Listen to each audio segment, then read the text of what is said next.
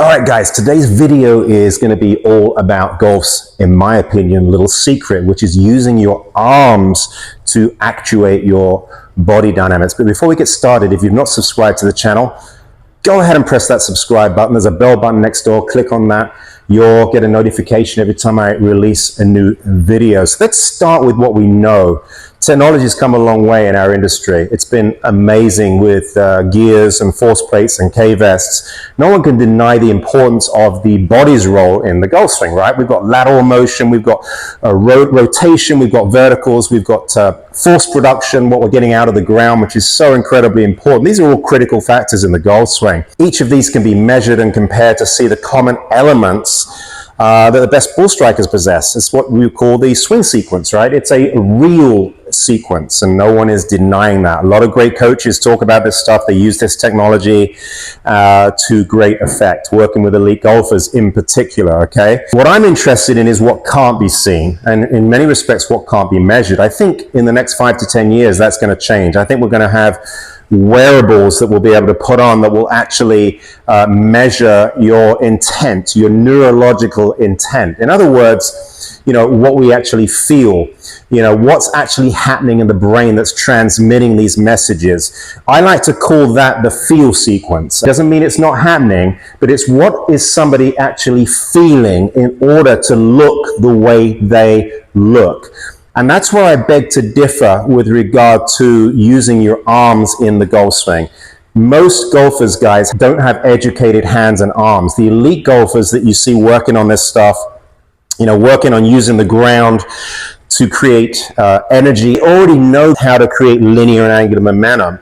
And they're trying to force multiply that by using their body. But 85% of you, unfortunately, tie your arms to your body. You're trying to get into these positions that you see with tour players, and it's very detrimental, okay? I'm getting videos every day, doing a lot of online lessons on people that are really struggling to do some of this stuff.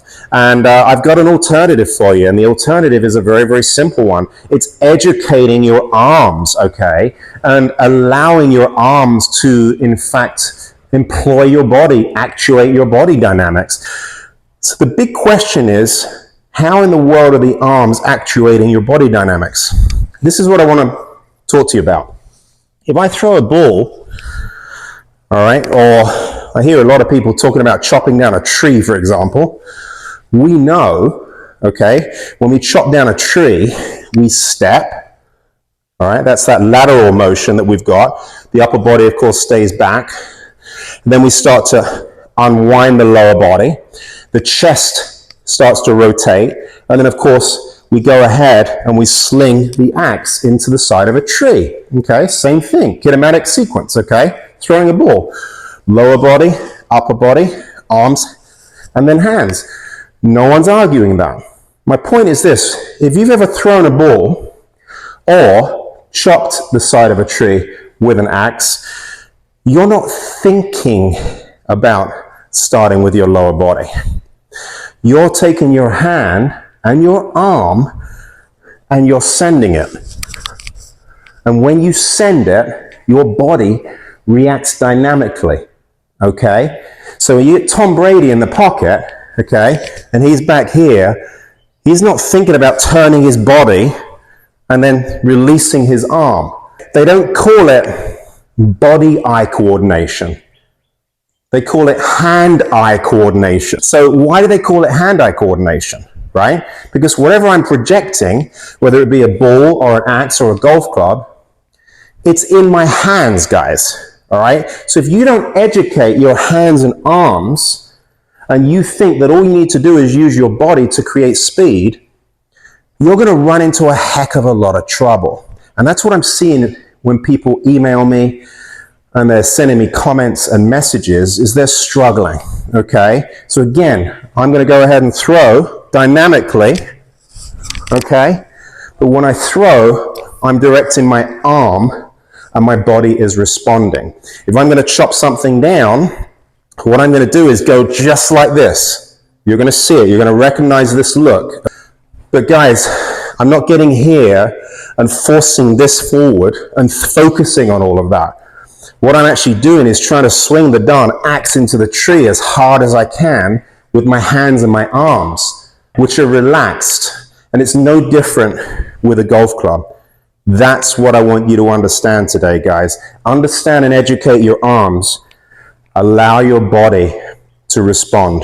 And I think that good players and elite golfers could learn from this too, because while recreational golfers tend to transition spin, which puts the body out in front of the arms, elite golfers, they get their lower body moving out in front of their arms. It's very much the same thing, okay? We don't have our arms out in front of us. So I'm going to talk about a couple drills that we can do today that are going to help you get your arms moving more freely in your golf swing. The first thing we need to do is understand what the right arm does in the golf swing and what the left arm does in the golf swing. The right arm, essentially, the job of the right arm or the trail arm is to fold, okay, to flex at the top of the backswing, and then to extend as we start the downswing, okay? It's flexion and extension. It's a leverage system. It's a way to create leverage into the back of the golf ball. The lead arm, the left arm, the one that's closest to the target, the job is essentially to sort of work across the chest in the backswing and then to come off the chest in the through swing, right? Left arm goes across the chest, left arm comes off the chest, okay? We don't tie our arms to our body, guys, and spin our way to more speed. We don't want our arms moving at the same speed as our body, okay? The arms work in coordination with the body. There's no question about that. But don't misconstrue what these tour players are doing, okay? Really important to understand. So what kind of drills can we do to slow the body down in many respects? Because so many of you, of course, are spinning, and to get the arms working correctly. Well, the first thing we can do, guys, is we can put a club in front of us, take our right arm, and go to the top of the backswing, and we want to make sure, and this is important to understand, we want to make sure here that the right elbow is pointing a little bit more towards our trail hip. There's so many of you that start with this right arm rotated, what we call internally, and it gets the arm separating too much in the backswing, right? We get lifting too much, and that opens the club face, and that causes all sorts of trouble. So remember, we don't really have permission to swing the arms freely if the club face is getting wide open at the top of the backswing. So make sure that right elbow, guys, is kind of pointing towards us, and then turn the right hand back towards the target without turning the arm. That's the first thing I want you to understand. So what we want to do, guys, is we want to allow this right arm, okay, to fold and kind of swing up above the right shoulder. So you can see here I've got some flex in my right arm. My right elbow is pointing down, okay, it's not pointing up. I've got my palm of my right hand pointing a little bit more towards the sky. That's a wonderful thing for so many of you to feel.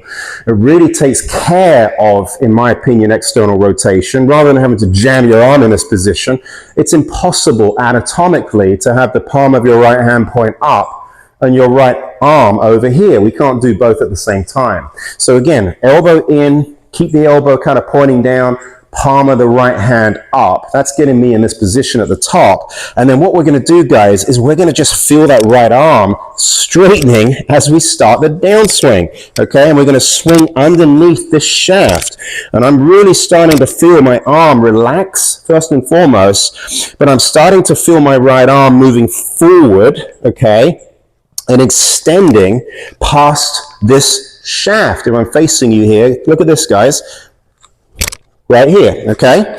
Now what I'm not doing, guys, is getting to the top of my backswing and spinning my body in order to bring my arm forward, okay? I'm keeping my shoulders back, and I'm keeping my trail hip back, and I may have a little bit of a sort of a diagonal glide into my left side, but what I'm not doing, guys, is entering that spin phase as I change direction. That's what so many of you are doing, where essentially your arm's moving at the same speed as your body. That puts the club way too high on its approach. It gets the right arm too narrow, and then we got trouble. All right, now the body has to stop, and then we've got to throw the club out to get it down, okay? So that's the first drill. So we're going to go and swing the right arm, and then we're going to go ahead and straighten it, okay? Beautiful. So I'm creating some width here. I've got my arms down in front of me from face on. See my right hand's getting out in front of my trail leg here. I'm not spinning. I'm not narrow. I don't have to release early. And that's the first drill. So all of a sudden, we've got kind of monkey arms going here. and we're starting to look like golfers here. Okay, we've got the arms swinging freely. Now remember, the left arm, I said, works across the chest, and then it works off the chest. I think this is important to understand, because a lot of you keep that left arm kind of pinned against your body on the way through, okay? Just like this. And what we want to do, guys, is we want to allow that arm to swing off our body on the way through. It doesn't mean that we're not allowing the lead arm to fold, okay? It doesn't mean that we're not rehinging the lead wrist. But what we don't want to do, guys, is have this look. Okay, so what are we going to do to fix that? What I would suggest you do is literally turn a club upside down, put your right hand in your pocket, go to the top, left arm's going to work up, okay? And then what we want to do here is stay closed. We're not going to spin the body, but what I want you to do here is I want you to allow your lead arm, okay, to swing away from your body, just like this. So now you can see I'm getting some separation between my lead hand and my lead shoulder. What I'm not doing is pinning my arm across my body here. I'm not narrow, I'm wide. How about that? All right, so this is the feeling. Now, we start to do this a few more times. You can see my arms working freely, my lead arm working freely.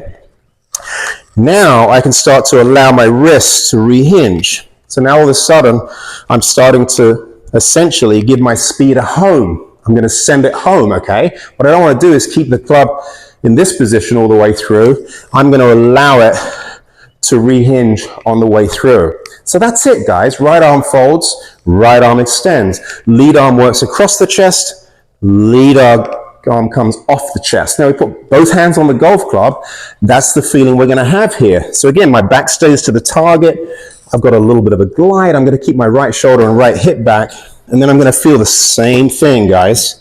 Starting to look like a golf swing, isn't it? Okay? Okay, and there's my rehinge. Right here. Right? Now, all of a sudden, I can start to create some speed. All right? You can hear that swoosh through the golf ball.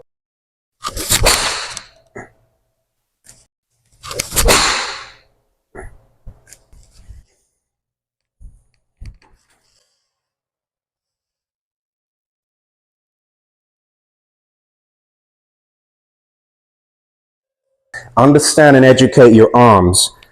Allow your body to respond. I hope that helps. All right? Wanted to share this with you. Thanks so much for subscribing. Really appreciate it. If you have any comments, I always get back to my people.